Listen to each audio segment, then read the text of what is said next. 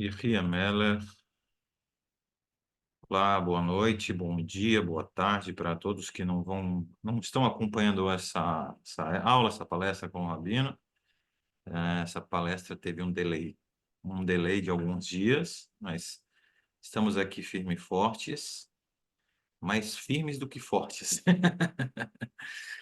E vou passar já a palavra para o Rabino para ele dar início à nossa palestra. Sempre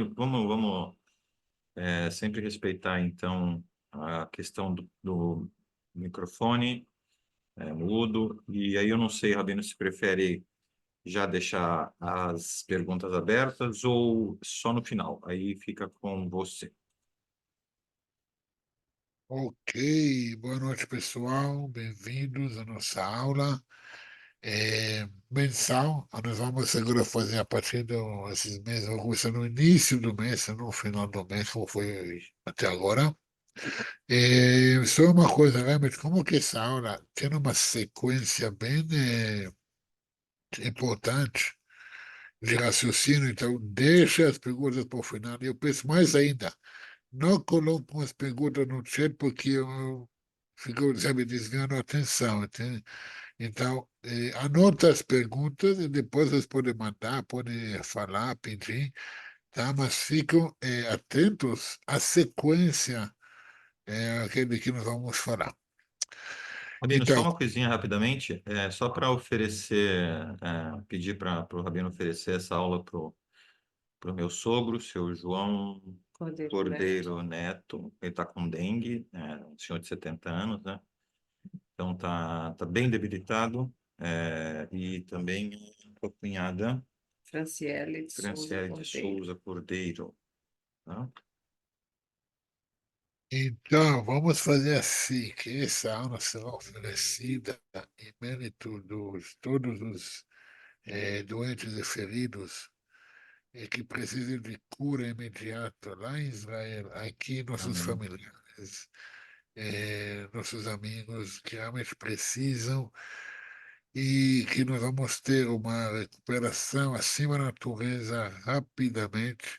É vou falar assim, ó, vinda do Mashiach, o Betamigdash, imediatamente, e que vai acabar as doenças, vai acabar o sofrimento, que seja agora mesmo, antes que a gente termine a aula. Amém, Deus. Então, a nossa aula era para ser semana passada, logo depois do Purim. Eu cheguei a falar sobre a história do Purim. É, eu sei que vocês já escutaram falar, vocês já estudaram, mas nós vamos entender o que realmente aconteceu. Porque, vamos falar assim, a história de Purim é uma história que qualquer criança judia conhece, sabe de cor, sabe tudo o que acontece. Mas quando você cresce e você começa a estudar mais profundo, você vê que a história é muito mais profunda. Porque o que acontece? Os sábios, tanto no Talmud, tanto no Zohar, na Kabbalah, eles dizem que quando o Mashiach se revela, quando vai começar a era messiânica, todas as festas judaicas serão anuladas, tipo, por causa da luz. Porque a luz de Pesach vai ser nada perto da luz da era do Mashiach.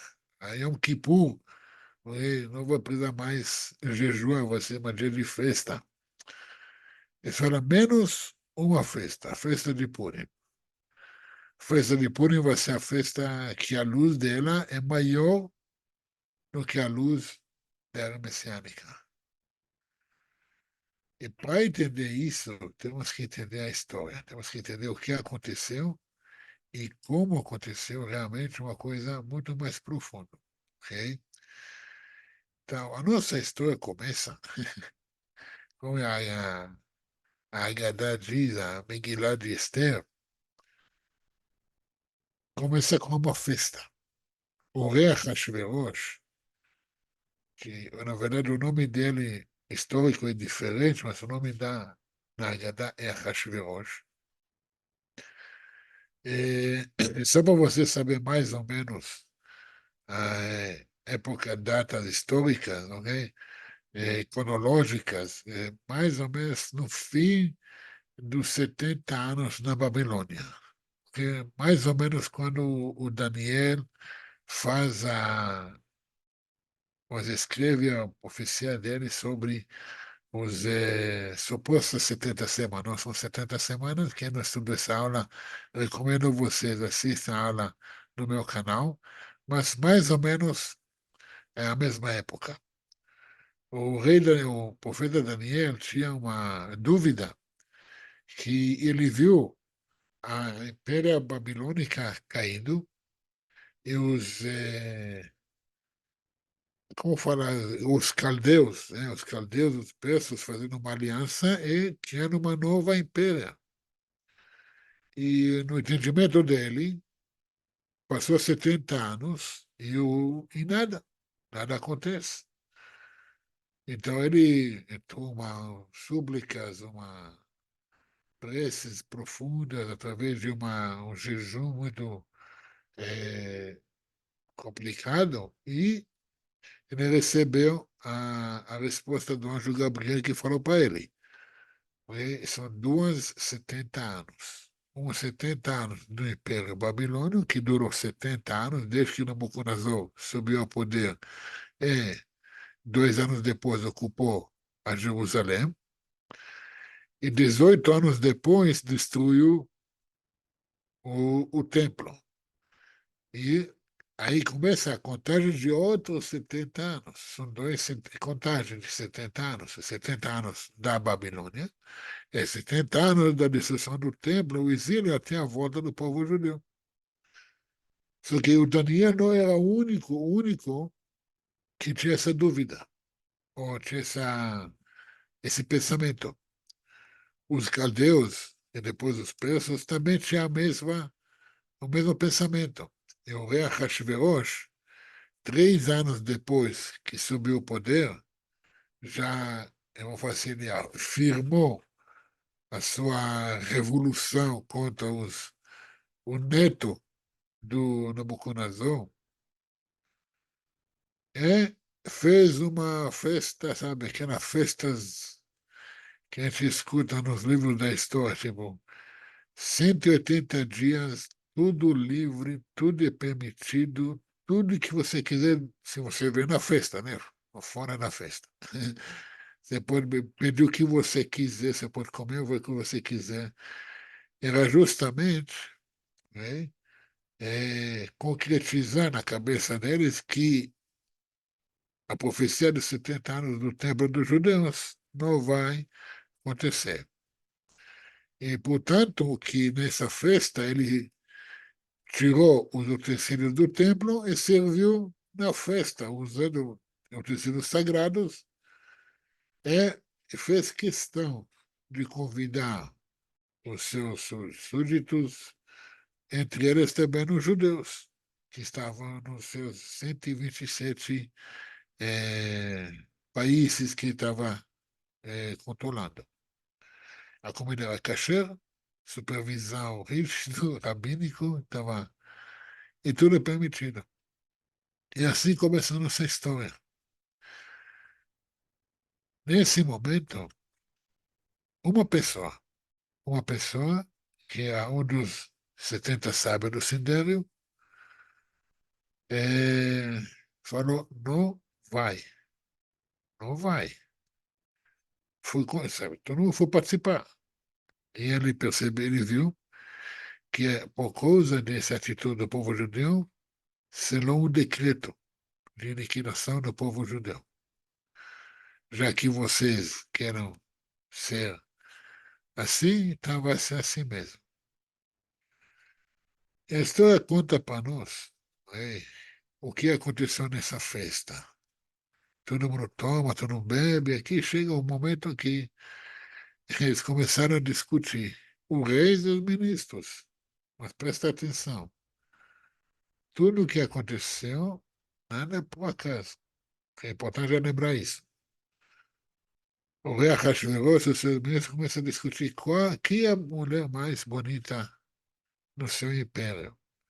E claro que o rei fala que a Vashti, a esposa dele, a rainha, que é a neta, ok, que eu vou fazer ele, depois que tomar a posse do império, casou com a neta do Nabucodonosor, para ter alguns laços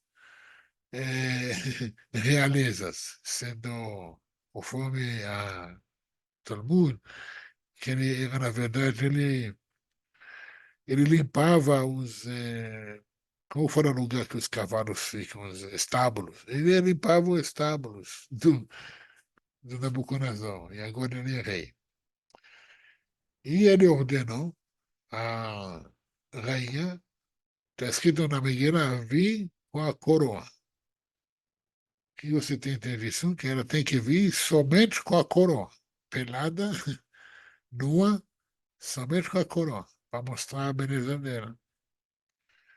Claro que ela negou, só que ela não só negou, a história conta que ela também zoou ele. Falou, quem é você que vai me falar o que, como eu não vi você que limpava estábulos, eu sou filha do Nabucodonosor, meu avô bebia barris e barris, eu não ficava tão bêbado como você. Aí, assim, uma briga bem, enfim. Aí começamos uma discussão. Já que na festa tudo era permitido, o que ele podia fazer com a rainha? Então ele começou a consultar, começou a perguntar, e tinha um dos ministros dele que, na cabeça dele, era se ele mata a rainha, ele está livre para casar com minha filha. Se chama, na Megillah, ele chama Memuhan, mas é o Aman. E ele falou, então, olha uma coisa, olha uma distorção de valores. Falou assim, se a rainha falou assim com o rei, isso vai dar permissão para todas as mulheres do império falar assim. E por isso tem que matar ela, para mostrar que as mulheres têm que obedecer o marido, né, e não podem, por causa dessa história. Tá bom. Matou a esposa, matou a Vashti, e em vez de ele já aceitar a proposta ser genro do Aman, casar com a filha, depois que passa toda essa hebraiguez e tudo, ele já partiram numa segunda fase, que agora ele tem que achar uma esposa, uma rainha adequada para o imperador. Então, presta atenção, chamou todas as mulheres solteiras, virgens, bonitas do império. Durante 6 meses banhavam em perfumes, em spas e tudo. Depois de 6 meses foram apresentadas para o rei.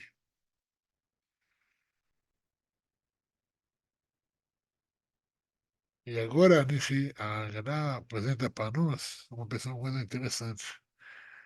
Ela fala que na cidade capital, Shushan, tinha uma pessoa chamada Mordecai,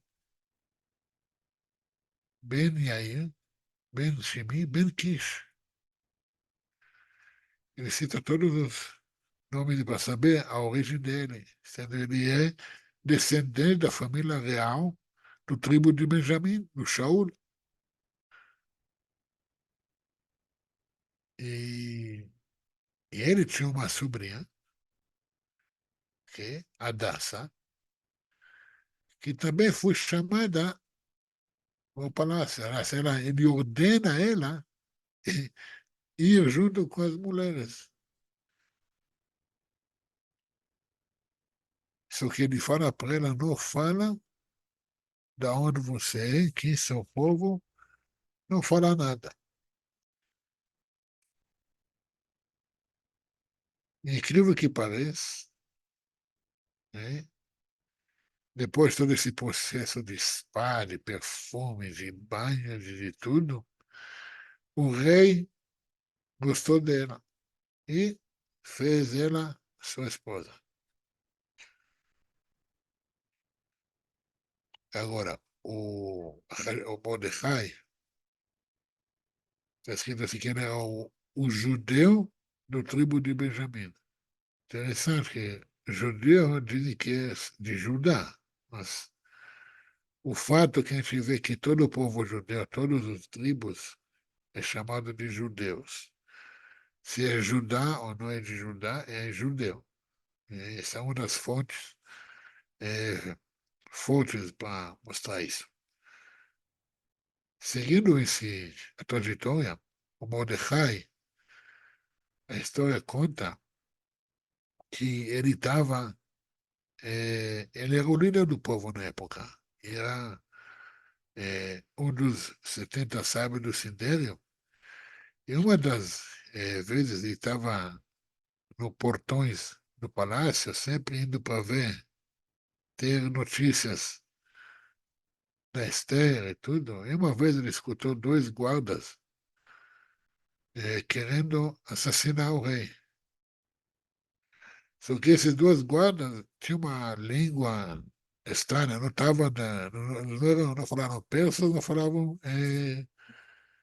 a língua dos caldeus, era outro povo. Só que os sábios do Sandério tinham que saber todos os 70 línguas. Então ele entendia o que eles estavam planejando e avisou a rainha, a Esther, para avisar o rei. E foi pegos, foram investigados do jeito na época e realmente foram executados. E depois foi marcado que a Esther falou que Mordecai mandou ela avisar que esses dois guardas estão planejando assassinar o rei. Tá bom? Agora, lembra que nesse tempo já passaram quase 2, 3 anos, até mais. E essa história, né, passando de tempo em tempo, a Haggadah, o livro de Esther, ele fica pulando. Nesse momento começa a falar sobre o Aman. O Aman, que ele era da festa que mandou matar a Vashti, deu a orientação. Ele agora chegou à grandeza, se engrandeceu. E ele, descendente de Amaleque, e tinha esse mania, esse megalomaníaco, sabe? De que tudo tinha que ajoelhar para ele, tudo tinha que dar o respeito, a honra a ele, e todos deram, menos uma pessoa, que a história é engraçada, porque a história fala que Mordecai não somente não ajoelhou, não abaixou a cabeça. A história fala que ele até confrontava o Aman, porque ele olhava para o Aman, quando o Aman passava, e ele apontava as botas dele, os sapatos dele, do seu próprio Mordecai. E essa deixava Aman furioso, porque a história conta que no passado, lá nessa história, antes que começa, os dois eram generais no exército do Ahasverosh. E eram responsáveis, como eram pessoas de uma face de postura, né? Aman na paz dele, o Mordecai na paz dele, e cada um dominava um batalhão, umas forças armadas. Só que Mordecai, uma pessoa sábia, ele administrava bem as finanças, as guerras e tudo. O Aman, tudo que ele podia gastar, gastou, tudo que podia roubar, ele roubou, tudo que ele podia comer, ele comeu, até que um certo ponto ele não tinha mais finanças para manter a força armada dele. e ele tinha que pedir empréstimo, como a gente sabe, empréstimo dos judeus. E quando emprestou para o Mordecai, emprestou o dinheiro para ele, ele falou, você tem que me devolver. Você sabe, quando o não devolve, você está me devendo o dinheiro, vai chegar o momento que você vai ter que ser, né, escravo, tá, vai ter que trabalhar para mim. Realmente o que aconteceu? Porque Amã pegava o dinheiro e falou, vou devolver para os judeus, vou devolver para eles. E acabando que ele estava devendo dinheiro para Mordecai. E o Mordecai aproveitava disso. Olha aqui é uma coisa interessante. O Amã chegou a ser um ministro, um vice-rei. O Mordecai não nem se mexia. Não tinha nem, ele podia matar ele em qualquer momento. Ele não temia, não abaixava a cabeça, até zoou dele. E passando essa parte, sabe, Amã, sabe, como que ele é sente gigante, bom, honrado, tudo. E a Gana fala, está, a Megillah fala que ele fala que toda essa honra que ele tem vale nada se o Mordecai não abaixa para ele. A ideia eh, de honra, de inveja, sabe? Basta uma pessoa não te tratar. Não importa que todo o império considera você como semi-imperador. Uma pessoa que não te respeita, todo esse que você. Essa é uma coisa muito interessante sobre a nossa mentalidade. Sabe? Tudo que a gente tem, tudo a benevolência, tudo que a gente dá para nós, basta uma coisa que a gente não tem, uma coisa que a gente falha, a gente esquece do resto. A gente esquece do que temos. Mas aquilo que vamos dizer, se perdeu uma coisa, ou não conseguimos um emprego, ou, sabe, ou brigamos com uma pessoa, mas toda a saúde que nós temos, a família que nós temos, ou a casa que nós temos, tudo isso não vale nada. É muito humano esse comportamento. E o Amã, não esquece que Amã, a Megillah fala que ele é descendente de Amaleque, do Agag. Agag é o rei do Amaleque, que Shmuel matou. Depois que Shaul, olha uma coisa interessante, Shaul, o primeiro rei do povo de Israel, recebeu a ordem de matar o Amaleque, aniquilar tudo, Amaleque, tudo que pertence a Amaleque. E ele tinha pena do rei do Amaleque, e depois o Shmuel tinha que matar o rei do Amaleque, o Agag, mas enquanto isso, ele conseguiu ter descendência. E da descendência dele veio o Amã. Lembra, a história bíblica fala que o propósito do Amaleque é destruir, né, a presença divina do mundo. Já que não pode destruir a presença divina no mundo, vamos destruir o povo que representa a presença divina no mundo. Então, tudo o que Amaleque quer fazer é destruir o povo judeu. E sem motivo. Né? Sem motivo, esse é realmente sem motivo. Ódio por ódio. Matar para matar. E Mordecai é descendente do Shaul. A gente volta a encontrar de novo esse conflito entre os dois líderes que tinha que resolver no passado. O Amã, fazendo a proposta para o rei, comprando, tipo, eu vou te dar 10 mil moedas de prata se você me deixa matar o povo judeu inteiro. Sabe, claro, ele está falando uma, sabe, forma mais política, mais diplomática para atrair, sabe, o rei. Mas o rei também não é tão inocente. O rei também não é tão, assim, é pró-Israel. Ele odiava os judeus tanto como o Hamas. Só que os judeus são bons pagadores de impostos. Fazer o quê? O povo judeu, né? Onde você vê onde que o povo judeu está, o país vai crescendo, vai florescendo economicamente. Por isso, a Mara fala para ele, vou te dar esse valor, vou te dar então, aquilo que estão pagando, eu vou te dar 10 mil moedas de prata. Faz a conta, quanto vale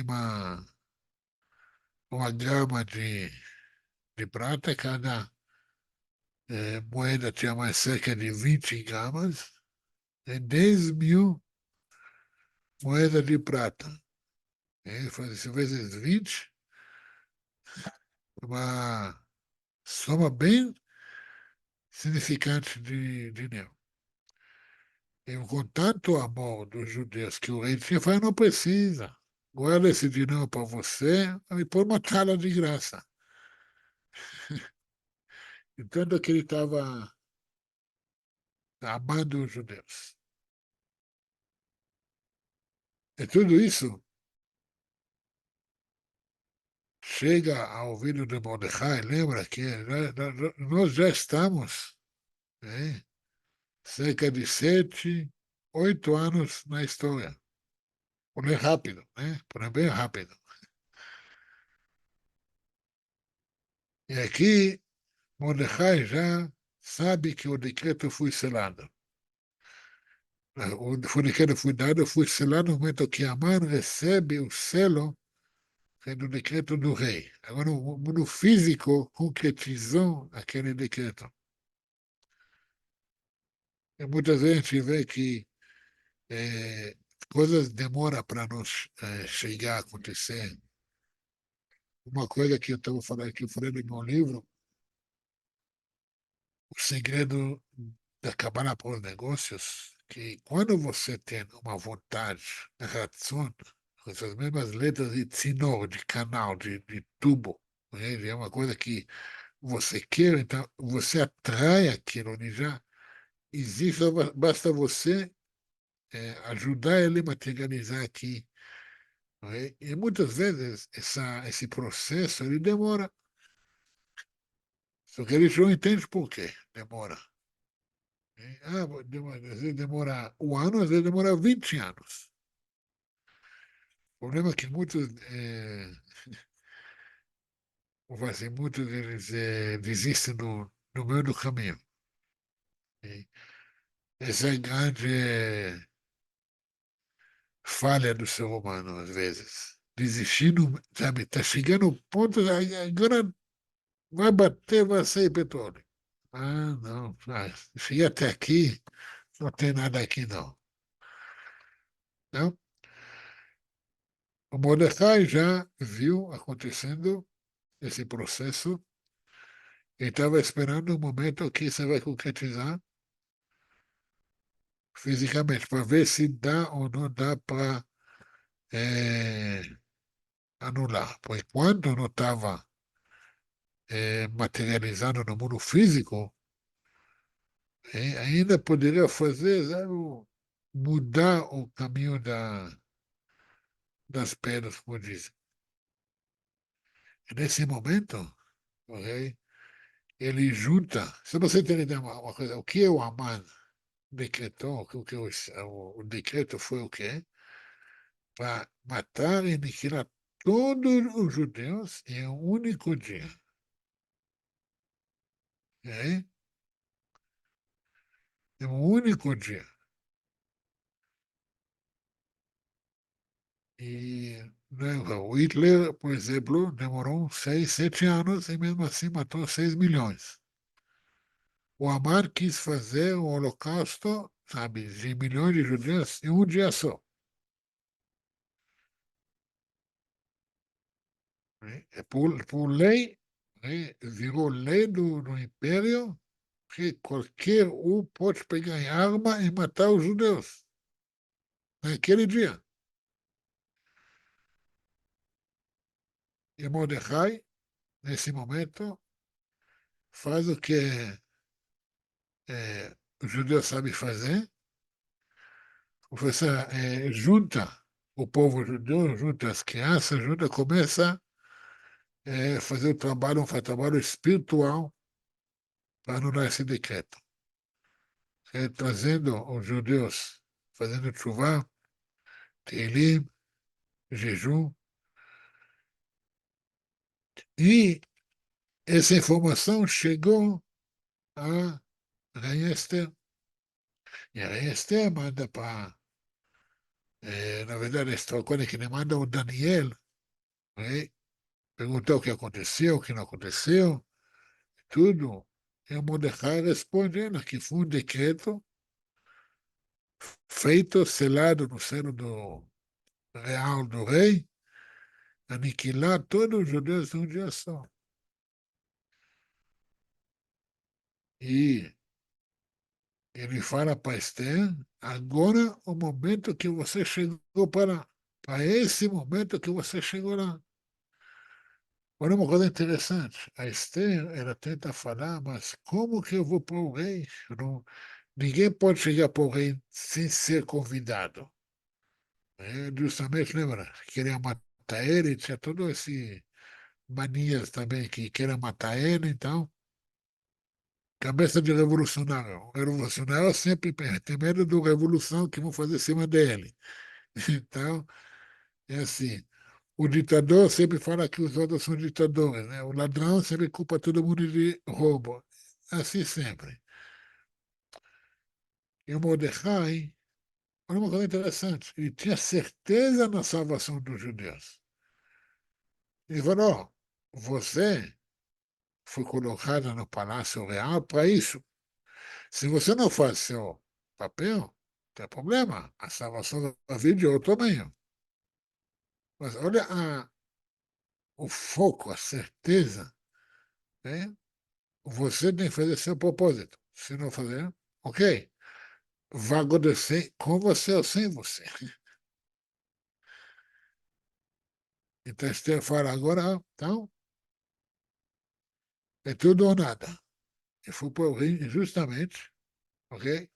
Aconteceu que chegou lá e o rei, por N motivos, ficou feliz a ver ela. Vai entender. Algo que ela fez, na verdade, o que ela fez também? Ela fez jejum 3 dias. Falou assim, então, deixa, eu vou jejuar 3 dias e vocês rezam por mim. Então, junta todo o povo de Israel, reza por mim, eu vou jejuar 3 dias, é lá que eu vou pôr o rei. Agora, antes de tudo, o Amã, ele, como que ele fez todo esse processo, depois que tinha o decreto, o selo do rei,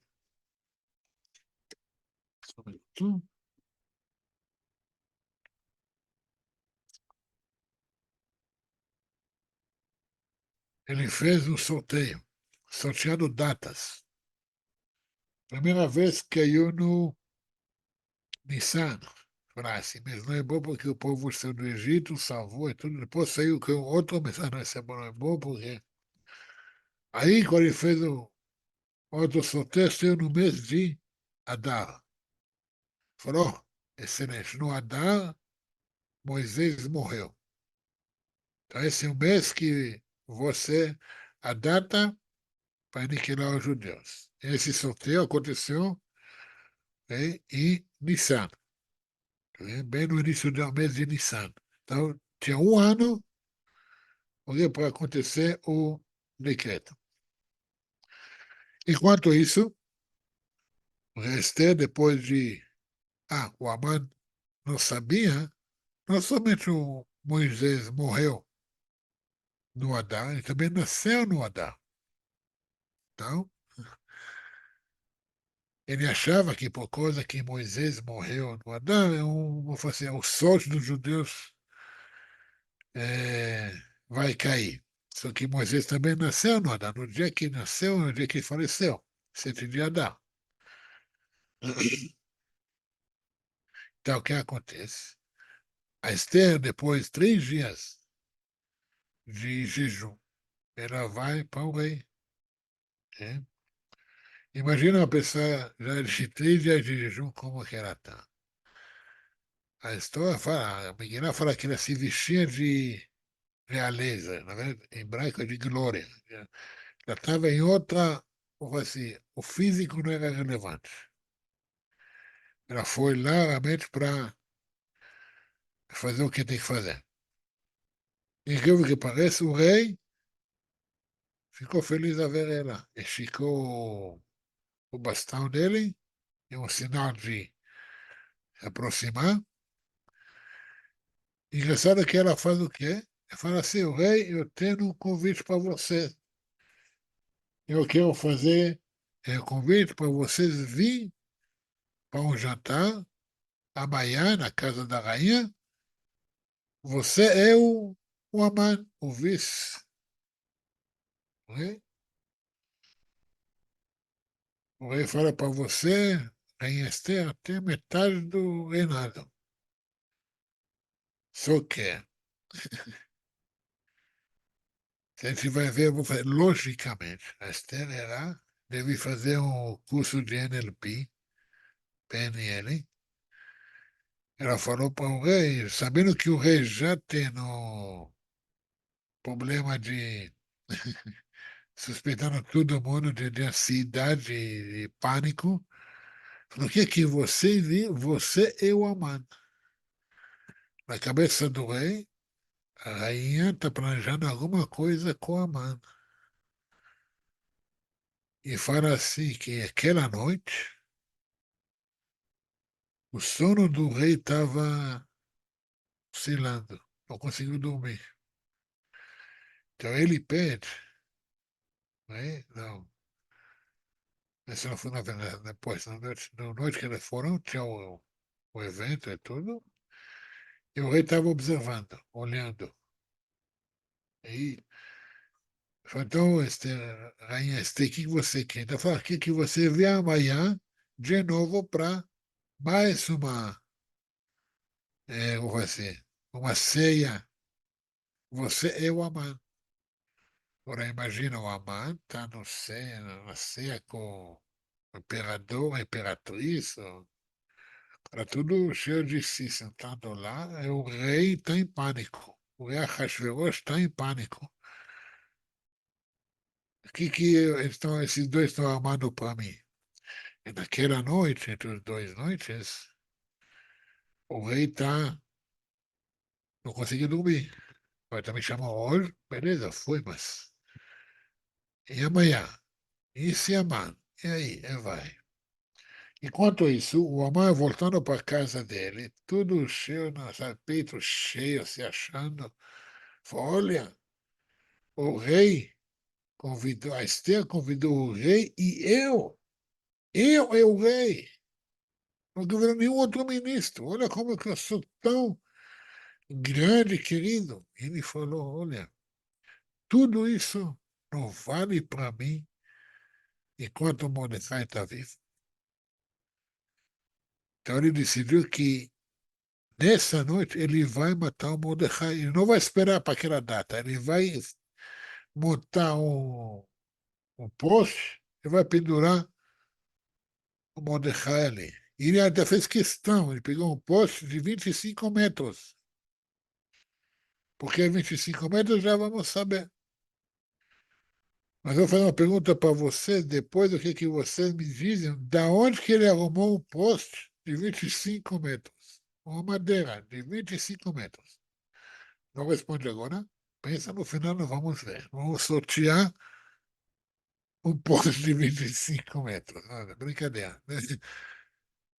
Uma pergunta para vocês. Vamos ver se vocês vão saber aonde que ele arrumou esse poste, essa madeira de 25 metros.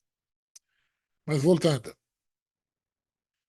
O rei está oscilando para cá, para lá, para cá, para lá. Falei, alguma coisa eu preciso fazer. Eu não era burro também, sabe? Então, deixa eu ver se eu. Talvez eu estou devendo, porque se alguém está querendo fazer mal para mim, talvez eu estou devendo alguma coisa.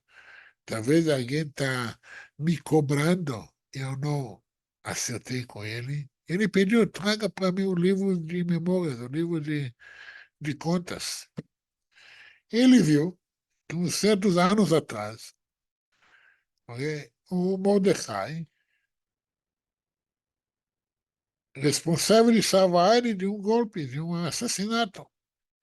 Ele perguntou aos serventes dele o que foi recompensado, o que foi a recompensa de Mordecai.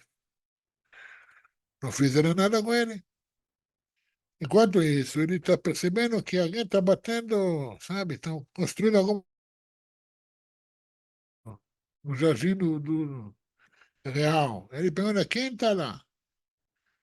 Você vai falar que o Aman está lá fora e manda vir. O Ahasverosh, o rei, pergunta ao Aman, Aman, e pergunta o que a gente faz com uma pessoa que o rei devendo a ele? O que o rei está querendo o bem dele?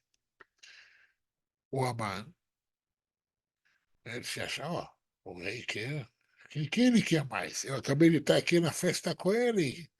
Olha, todo, o ego todo inflamado. Mas o rei também queria testar o Aman. Qual a intenção dele? O que você quer mesmo? Então o Aman fala, então você pega o cavalo real, você pega roupas reais, você pega a coroa, e você pega essa pessoa, leva ele no capital, ok? A- Declarando, assim fará para o homem que o rei quer o bem dele. Ahasuerus já entendeu. Ele quer o cavalo real, ele quer a coroa, ele quer a rainha. Então, beleza, vou dar um jeito. Tá bom, amado, você vai pegar o Mordecai, o judeu, e você faz para ele do mesmo jeito que você falou.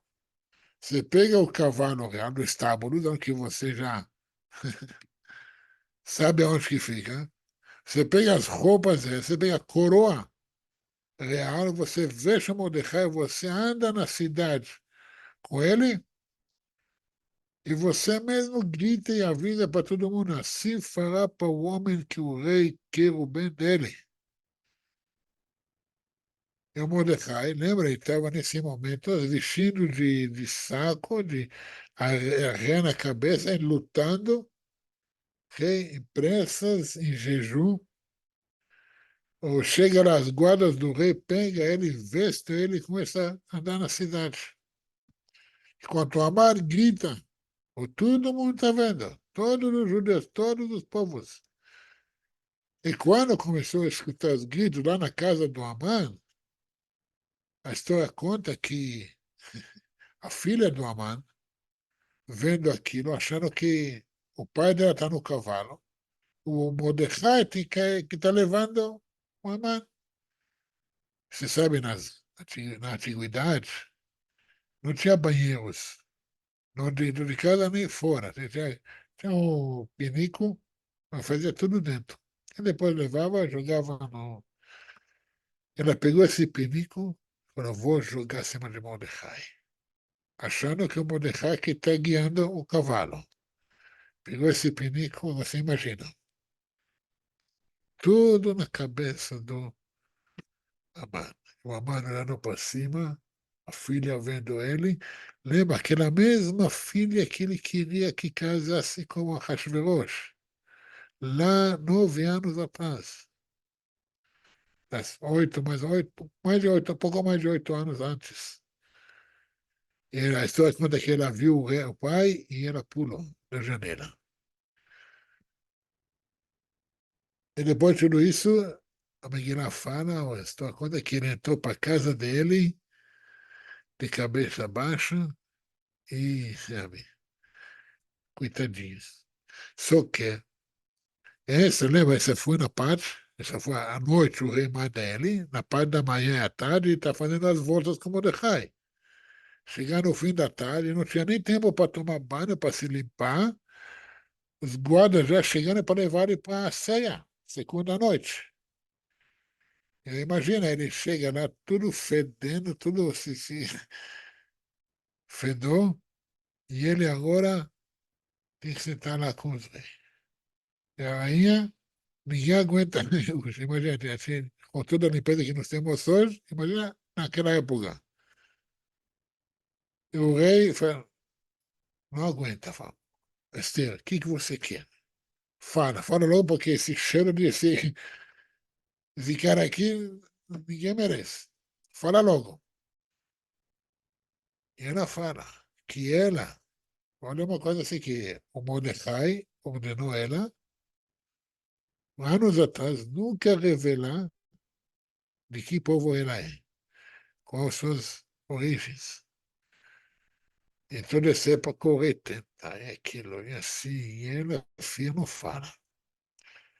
Até esse momento que ela fala, se esse momento chegou ao palácio, para que o povo dela foi decretado aniquilação total.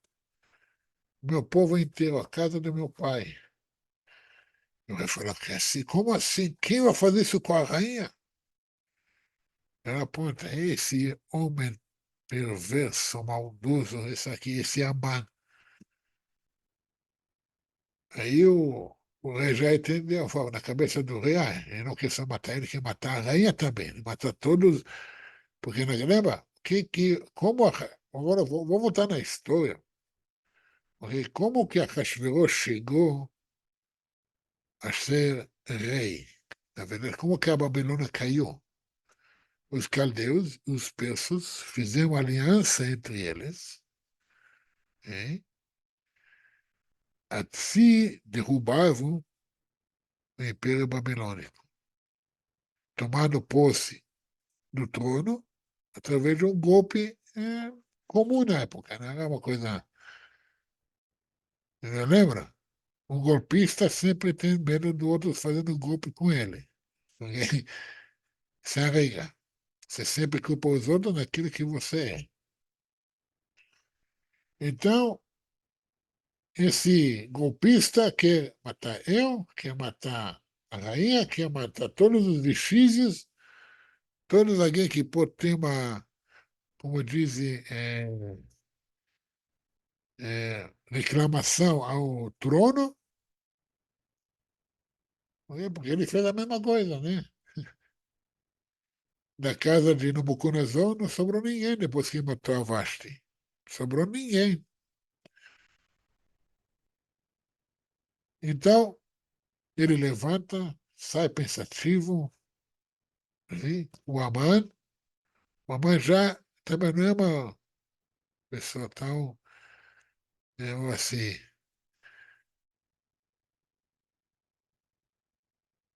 estúpida, é inteligente, maldoso, mas inteligente na maldade, né?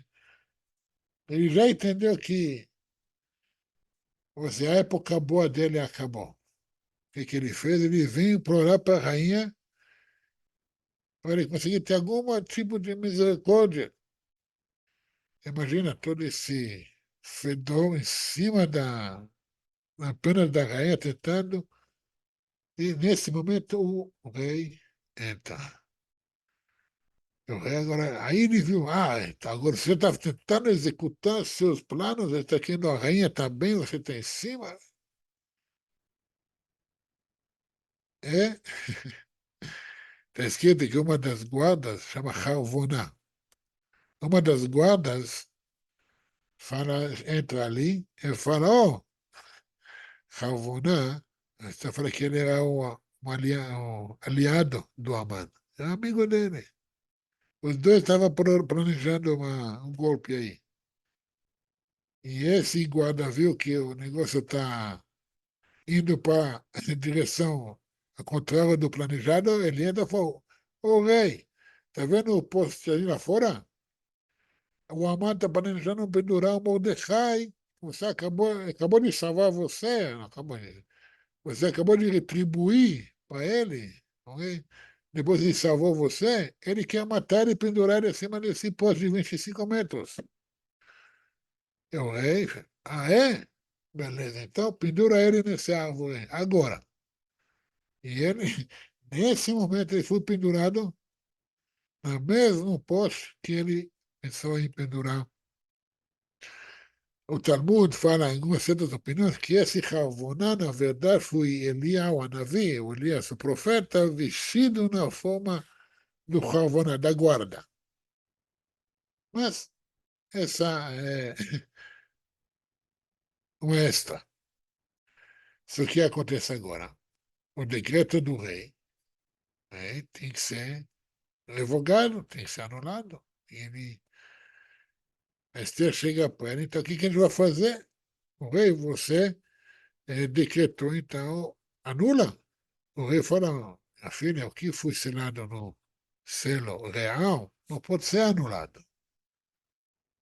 Então, ela pediu uma permissão que seja escrita uma lei que os judeus podem se autodefender contra os agressores.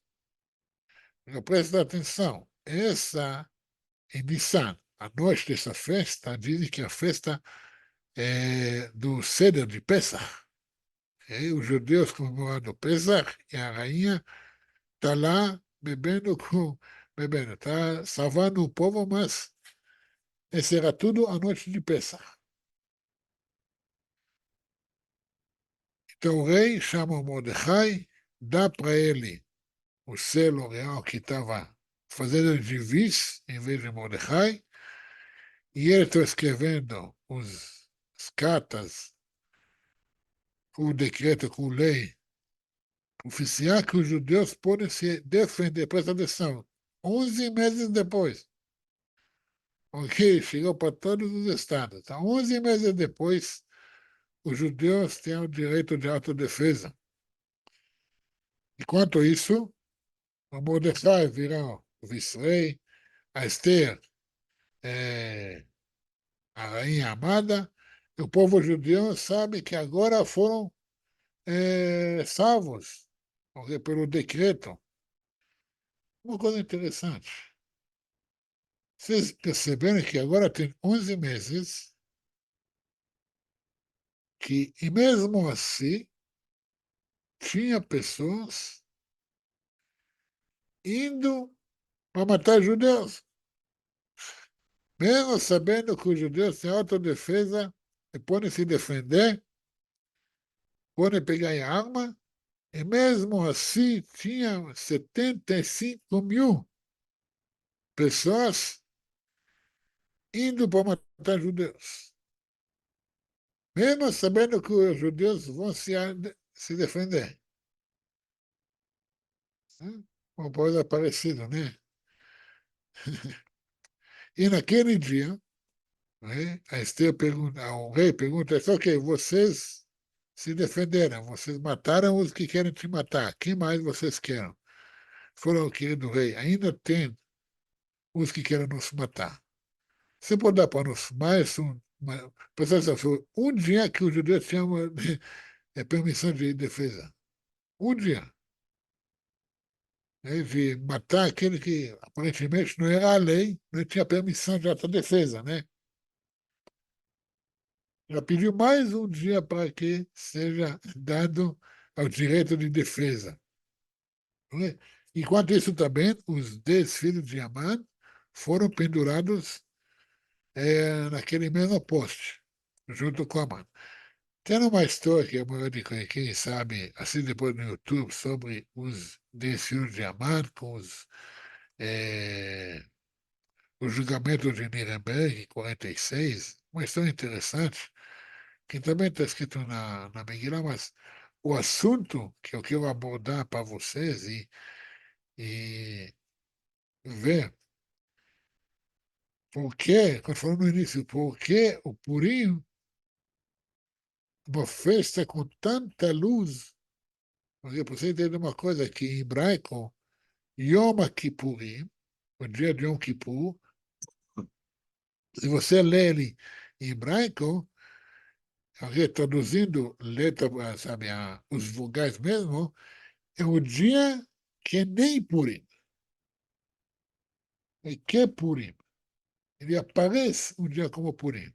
Os sábios, especialmente os sábios racíficos, falam para nós que o dia de Yom Kippur, você jejua 26, 25 horas, você em orações e preces o dia todo, e chega lá no última reza, no final, você atinge o nível mais elevado da alma, e no final do Yom Kippur, isso você pode atingir o dia de Purim inteiro com bebida, comida, tzedakah, com alegria, com festas.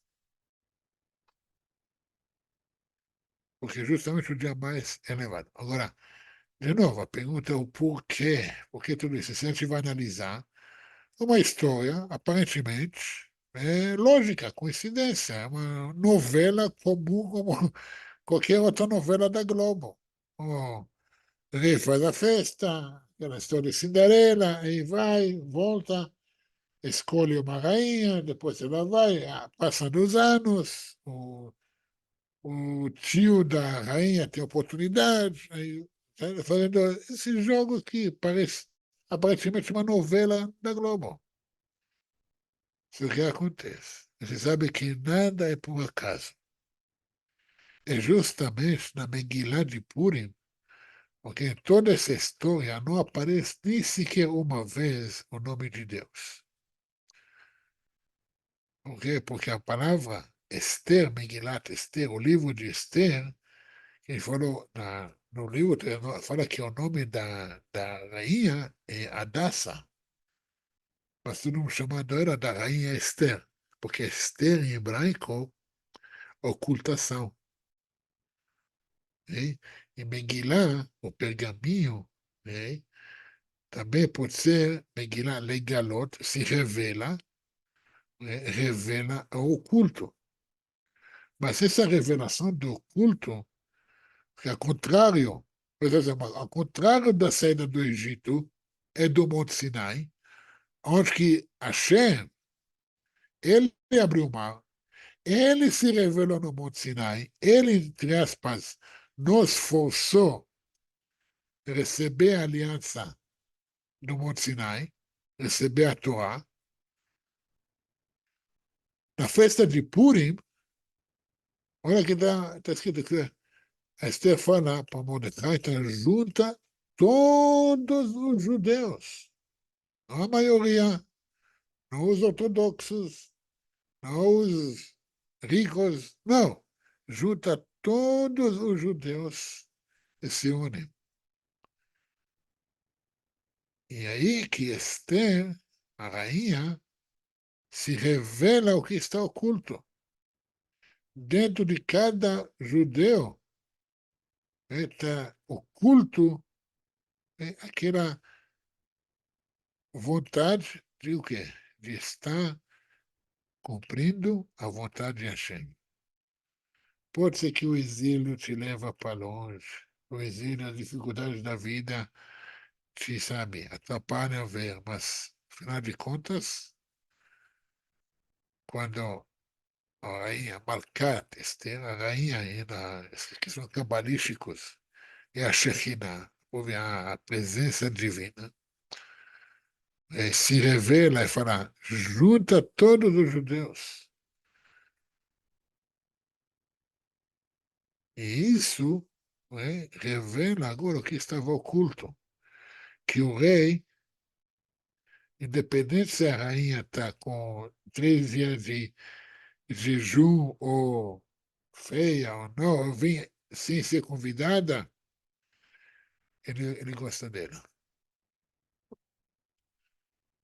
E tudo é um processo, lembra que tudo demorou, a história da Megillah, da história de Urim, demorou. A momento que começou a escrever o primeiro capítulo, o 10º capítulo, são 9 anos, cerca de 9 anos.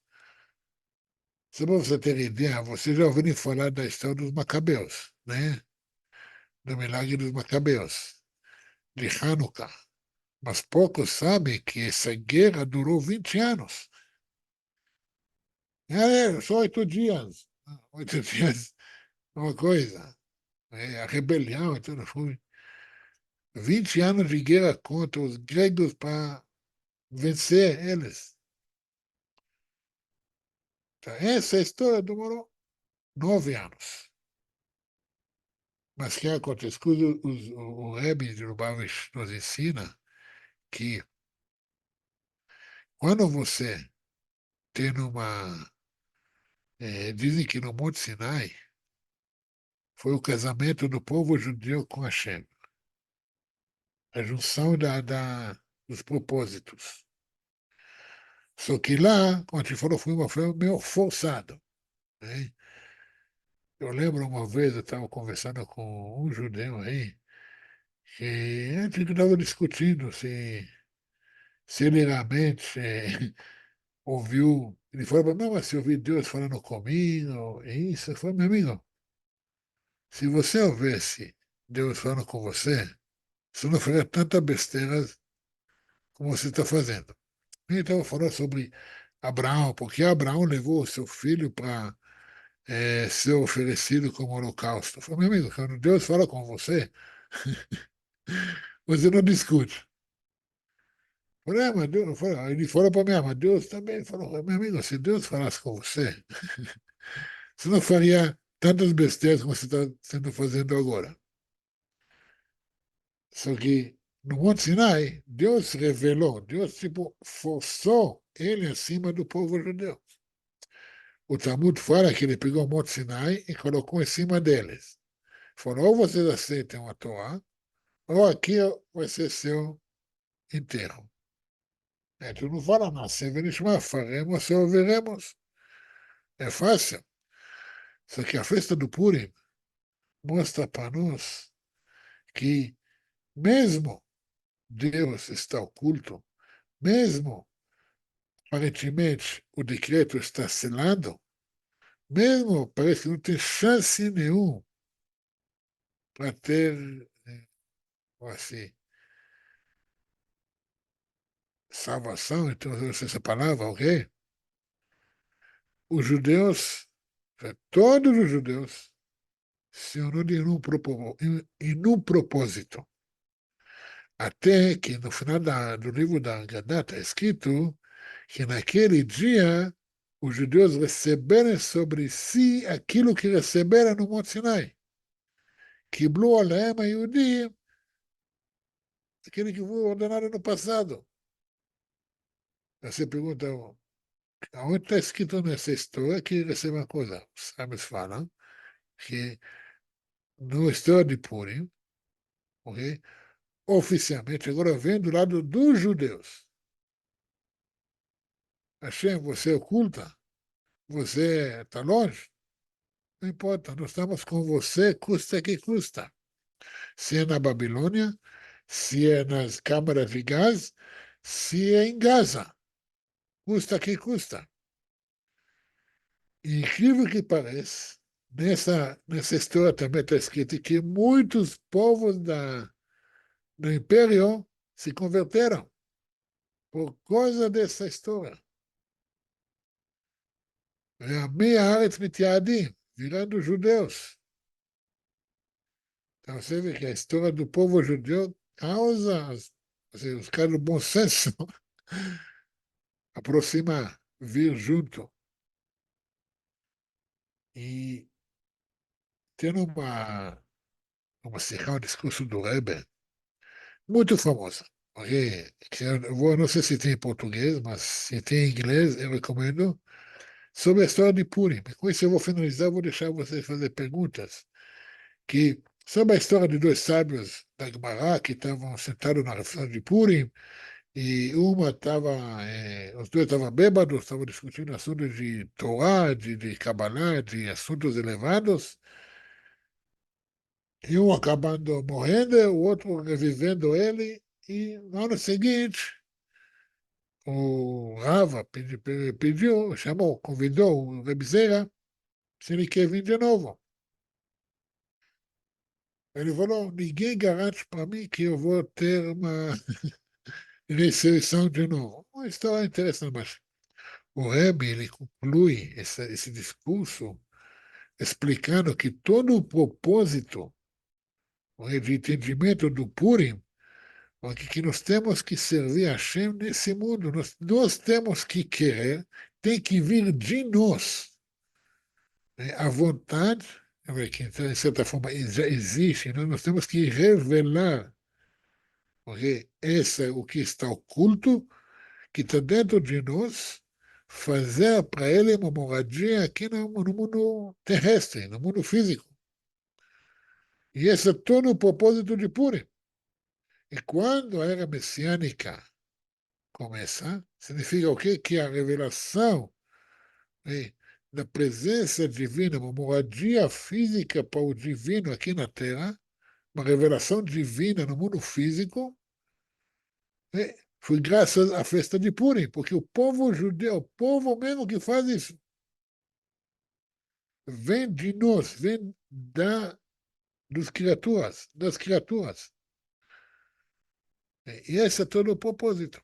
O Purim, por isso, Purim é, é maior do que o dia que parece que nem Purim, que é Yom Kippur. É algo que nós temos que celebrar, nós temos que comer bem, beber bem, mas tudo em que para trazer a revelação divina aqui, revelar, né, o que está oculto nesse mundo físico. Então, esse é todo o propósito de Purim. É por isso, né, o Purim, a festa que você vê, todo mundo comemora, todo mundo comemora. E só finalizando, tem uma historinha engraçada. E quando Amã chegou no inferno, ele perguntou: cadê o farol? Cadê o farol? Eu falei: mas farol? O que tem o farol 1500 anos antes? Ele, quer saber cadê o farol? Quem falou com ele? Ok, farol vai ser uma esquina, na lava daí, no fogo na esquerda, você encontra lá o farol. Chega lá tudo cheio de si, fala: farol, olha, eu sou maior do que você. Você é maior do que eu? Como assim? Ora, graças a mim, os judeus têm um dia de festa só. Por causa de você, eles têm 8 dias de festa. Então, eu sou maior do que você. Porque se fosse por causa igual você, seria uma semana de festa. Mas o engraçado é que a festa de Pesach, graças ao farol, a gente tem festa já o ano inteiro. O ano inteiro. Mas porque tudo é a lembrança de saída do Egito, menos o Purim. E no Purim, a gente festeja a revelação do oculto aqui na Terra, através dos nossos atos. Então, que a gente consegue trazer essa revelação do que está oculto o ano todo, não somente um dia no ano. Né? E que realmente, que também todos os povos da Terra serão convertendo ao caminho certo, sendo menor ou conversão mesmo, mas revelando que realmente a verdade oculta. Que seja em breve nossos dias, agora mesmo. Então, suas perguntas.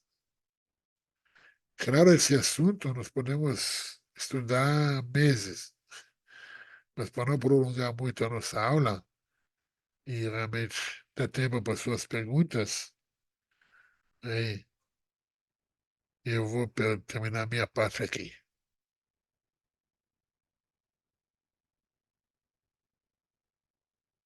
Ainda tem a minha charada, né? Da onde que o Amar conseguiu um poste de 25 metros?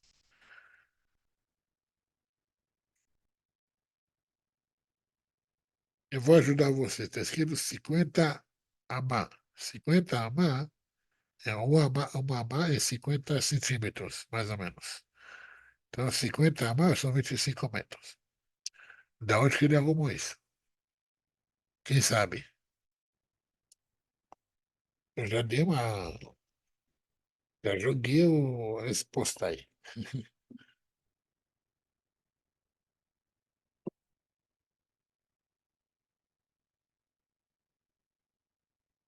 Ninguém? Nada?